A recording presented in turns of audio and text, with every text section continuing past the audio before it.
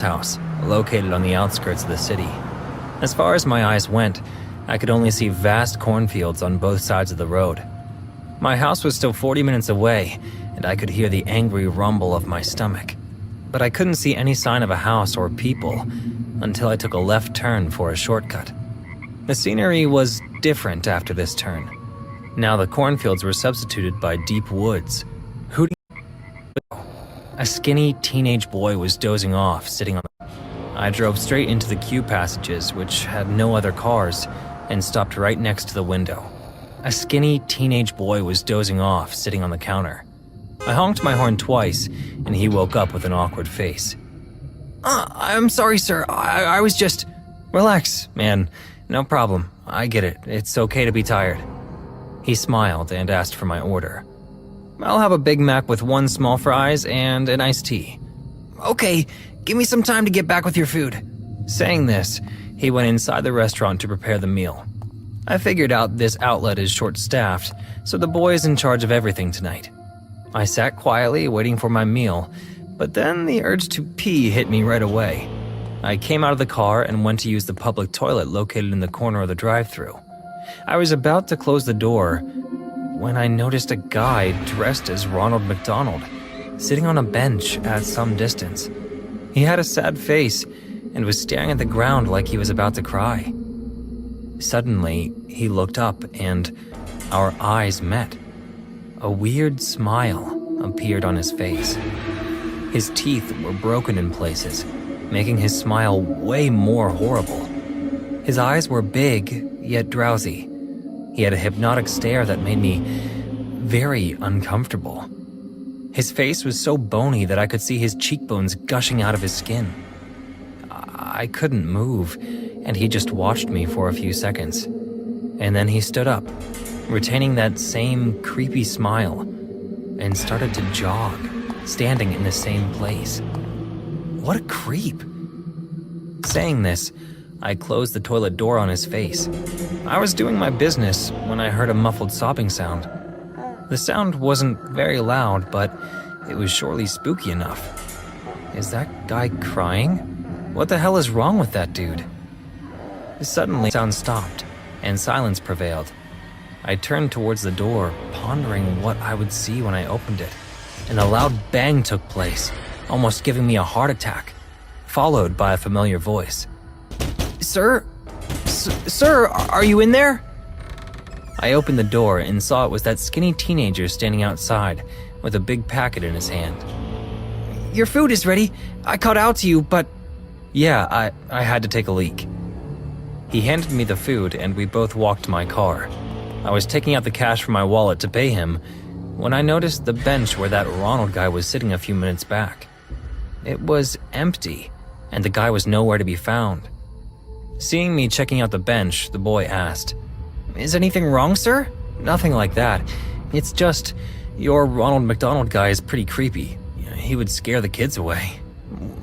What Ronald McDonald guy? The man who is sitting here a few moments back, wearing your mascot costume? I have no idea what you're talking about, sir. I paid him quickly and, without much ado, got back on the road. The confused boy watched me drive away in a hurry. I rolled the windows down to get some fresh air. Some crazy man creeped me out and looked at me, and I was being all childish about it. I felt humiliated by my cowardly behavior. The boy must be laughing on his own now, seeing a guy double his age get scared of some stupid mascot. I went to turn on some music to take my mind off of everything. But before I could press the button on my music player, a squeaky laugh came from the back seat. I could feel my heartbeat getting faster. Drops of sweat appeared on my forehead as I slowly looked at the rearview mirror. A dark, shadowy figure was sitting in my back seat. It was a man with a curly red wig on his head. He slowly surfaced from the darkness, and the passing streetlights illuminated his face. That same wide but drowsy eyes, a red, painted big smile, was watching me. I was so freaked out that I forgot to scream. A cold, sharp, metallic thing touched my neck as the creepy Ronald leaned close to me. You shouldn't have closed the door on me, mate. What do you want? I want to show you how sharp this knife is. Hand me your iced tea. Come on, do it, do it! Okay. Okay. I handed him my cup of iced tea. The situation was tense.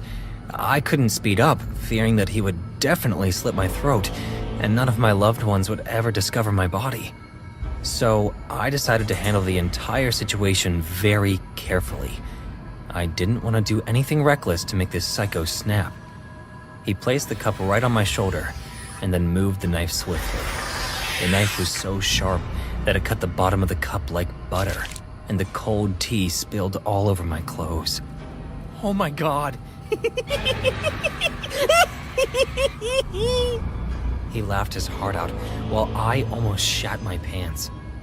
I said in a fumbled voice, "Look, mister, I am..." Call me Ronald. Yes, Ronald. I'm sorry for disrespecting you earlier. Please forgive me. That's a good start. So just tell me where to drop you, and I will. No issues. Or are you trying to get rid of me? No. Drive quietly. I'll tell you where to stop. Okay, whatever you say. Good boy. I kept driving, and Ronald watched me while smiling like a lunatic the entire time. We came near a right turn, and Ronald screamed, That's it! Stop right there, and then we will both get out of the car. It will be a night full of so much fun! I slowed the car down near the turn. I knew deep in my heart that if I got down there with this psycho, I'm probably never going back home. I have to do something to save myself. I kept trying to think of a way to fool him and get away with my life when he yelled again. Are you going to stop? Or should I make you? No, I'll stop. I slowed the car down but didn't turn off the engine.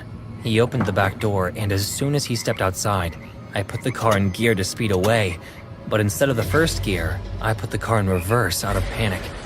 As I pressed the accelerator hard, the car moved backwards at a sudden speed and bumped into the man standing there, not expecting this sudden turn of events. He fell to the ground, and I couldn't stop myself from hitting him once more. The left tire ran over his leg, breaking all the bones in his limb. I could hear the cracking and his dying scream all together. Eat shit, you freak! I screamed at him and drove away without wasting a single more second.